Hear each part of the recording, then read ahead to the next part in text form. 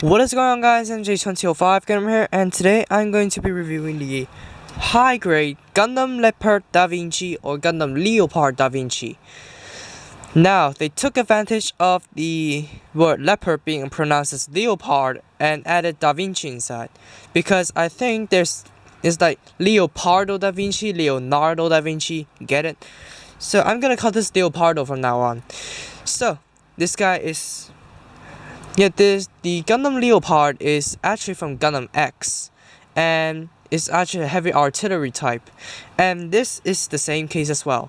And yeah, it is molded in this kind of teal green, and yeah, and it's actually a Gundam with orange eyes, and I cannot even think of a high grade Gundam that has orange eyes like this shade.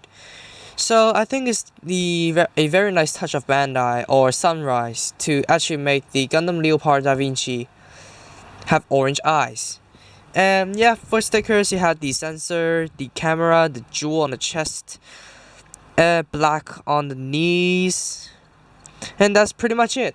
It's not too sticker heavy on the Gundam itself, and yep, it is worth buying, but be careful.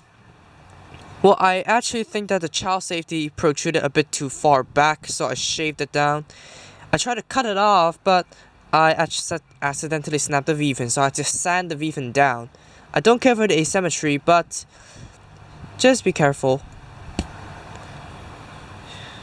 So the articulation on Leopardo, the head can go up and down. Yeah, and I forgot the stickers on the face. Most likely like the Extreme Gundam. Well, that sucked. The stickers have to actually fold. Now the head can go up and down, not too far up because of the giant collar or the giant head. Well, there's a very huge head back piece down here. It can go forwards and back. It can rotate 360. The arms can actually come back. Not forwards, but back. Wheel about, rotate, the arms can come out that far. The actual piece up here can go up. There is a bicep cut, or don't think I'm copying it. There's a rotation above the elbow, bend at the elbow at two joints. The first regular high-grade Leopard Gundam or Gundam Leopard to do this. Now, the hands are actually interesting because they do not just rotate above the elbow or wiggle, they actually have a knuckle joint. Why on Leopardo, out of all high grades that are coming out nowadays? Why Leopardo? Because he has so many weapons? Well, the Amazing Red Warrior does have a lot of weapons. The Full Armor Unicorn does have a lot of weapons. Well, this came after it, so I guess there's no point saying that. But why Leopardo out of all nowadays Gundams? Why? I don't know. But yeah, it's a nice feature that you get a knuckle joint for no reason. Well, I suggest you can put this on the Tri-Burning or Kamiki Burning. I don't know. Now the waist has a stomach joint and the waist joint. The waist actually does not rotate at all, because it's just focusing on forward motion. Well, you can rely on the articulation of the shoulders, the legs, and the weapons. Now the front skirts can move together, side skirts are hinged, back skirts are stationary. The legs can go nowhere actually. The legs can go forwards, not a lot back, not forwards and back, out. Not too shabby, but not too far. The knees are double jointed, very nice. For Gundams that bulky, the foot can go forward and back, side to side a little bit, and rotate a little bit. Articulation is not the best in this Gundam, but it is exceptional. I would give it a pass.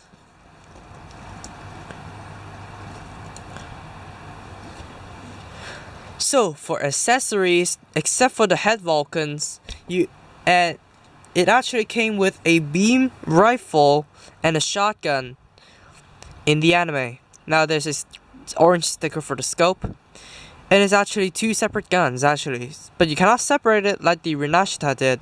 I bet Bandai learned the lesson like the Gundam Fenice Rinashita.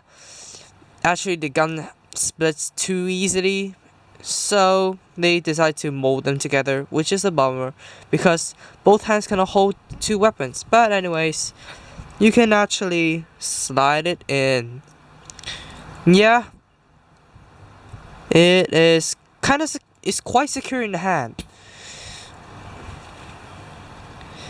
And you also have a missile pod. You actually have two, but this one came from the anime. And it is mounted on the right shoulder. Now what's a plus that the missile containers actually open front and back. And there's actually molded in missiles. You need to color the missiles red, but I guess the opening gimmick is just enough. Now the last thing that came in the anime was a machine gun or actually a beam Gatling gun. So you can just peg it on either holes on the backpack. Now it actually did it on the left. And there's some joints. Now you can rotate at the base. There is a hinge. There's another hinge up here, and you can rotate at the gun. But and there's rotation here. Now, but what's interesting is the handle. The handle is actually not the flip up tabs one. I was actually kind of scared when I put it back down. Well, not until I read the instructions, which tells you to push the front part down, and you can grab the handle out. But unfortunately, you need to take off the hand cover in order for him to use the machine guns. Well, it's kind of a bummer, but yeah, you have the accessory here for good. Well, if you're talking about anime accuracy, that's all. But no, it's not done. So let's put this back on. There we go. Now, let me actually talk about the backpack or the back connection. Now, the thrusters, goddamn thrusters. It's actually like the Exia Dark Matter, where you can put a single peg or double peg. So there is a wide variety of customization options. So you can actually put the skull weapon pack onto the Leopardo. Well, despite that, you actually get another missile pod. So, in its full armor form, you actually have hardpoints on the legs, so you can peg the missile pods onto the legs. There we go. And you do get another machine gun or Gatling gun that you can just plug it into the back. And the freaking thrusters, man. The thrusters aren't the best connection in the world, but yeah, it is still unique looking, not like the circular thrusters, which are gone in centuries now. No, not actual centuries, but just decades. And that's not all yet. You still get two of these beam cannons which can be mounted on the shoulders. Now, you can utilize the shoulder joint to reuse the arm. You can use the arm articulation. When you're like this, you can't do it, but you can lift up the cannon to do it. So, now you can really utilize all the articulation. And that is him armed up. And really, you actually get 4 orange stickers for the cannons for scopes. And well, the joints are complicated. Thank you, Bandai, you made my job a lot harder.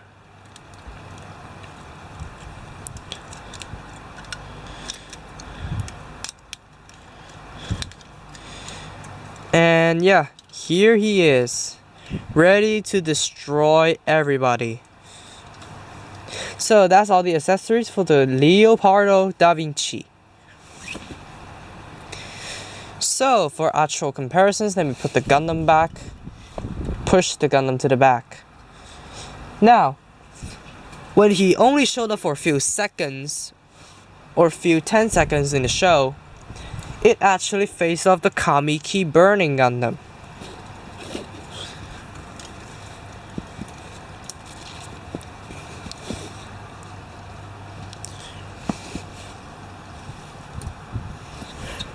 So, there are the two compared.